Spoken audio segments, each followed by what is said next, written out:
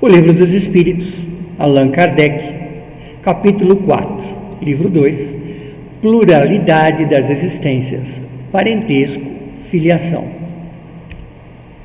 Pergunta 203. Os pais transmitem aos filhos uma porção de sua alma ou apenas lhe dão a vida animal? Qual uma nova alma vem acrescentar à vida moral? A vida animal somente porque a alma é indivisível. Então, quer dizer, os pais não doam parte de sua alma para a construção de um bebê, né? Para aquele novo espírito que vai nascer. Simplesmente doam material genético. Um pai obtuso pode ter filhos inteligentes e vice-versa. Então, quer dizer, muitas vezes, pais que não são estudados, não têm conhecimento, são simples e têm crianças extremamente inteligentes, né? Que são perspicazes. Pergunta 204. Desde que temos várias existências, várias reencarnações, o parentesco remonta às anteriores, quer dizer, tem a ver com vidas anteriores, né? Vão remontando-se e vão se substituindo de encarnações para reencarnações?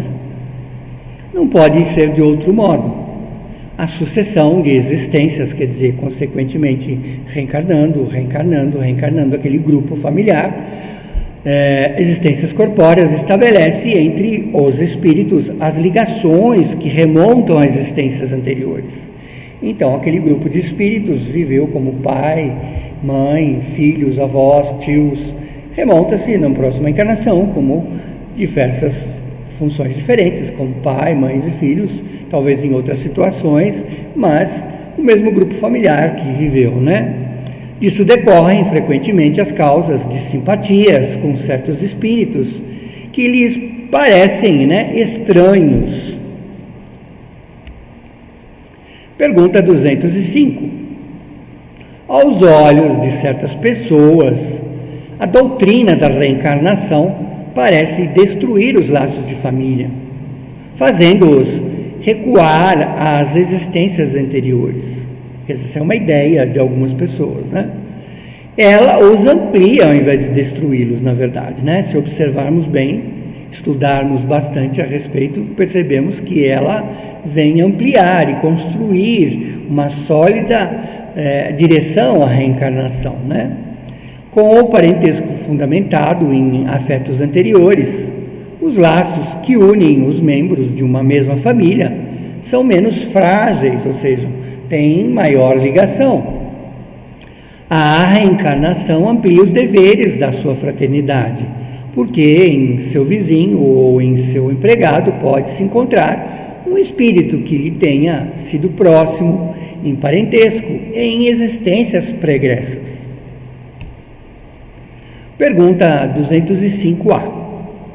Contudo, ela diminui a importância que alguns atribuem à sua filiação, porque podemos ter tido por pai um espírito que pertencesse outrora a outra raça, né? Ou viveu em condições bastante diversas. Mas essa importância está... Essa verdade, né? Mas essa importância está fundamentada sobre o orgulho, né? Muitas vezes. O que a maioria honra em seus antepassados são os títulos, né? Porque aquele meu avô, porque aquele meu tio era famoso, era conhecido, tinha dinheiro, tinha fazenda, tinha isso, tinha aquilo, né? A classe e a fortuna. Estes se acanharia de haver tido por avô um honrado sapateiro, por exemplo, mas se vangloriaria de descender de um nobre devasso. De repente, eu fui bisneto, tataraneto de um rei. Mas, por mais que digam ou façam, não impedirão que as coisas sejam como são. Porque Deus não regulou as leis da natureza pela vaidade das criaturas. Então, se observarmos, tudo tem um porquê e tem uma ligação através das leis divinas, né? Pergunta 206. Desde que não há filiação entre os espíritos descendentes de uma mesma família, segue-se que o culto aos antepassados seria uma coisa ridícula? Não, por certo, pois devemos sentir-nos felizes por pertencer a uma família na qual encarnaram-se espíritos elevados.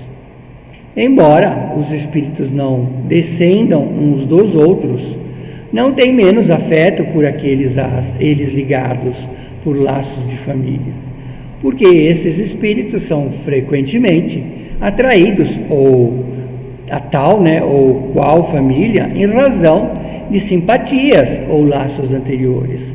Então esses grupos de espíritos são atraídos uns pelos outros pelas afinidades, Mas os espíritos dos antepassados não se sentem absolutamente honrados pelo culto que lhes seja rendido por mero orgulho.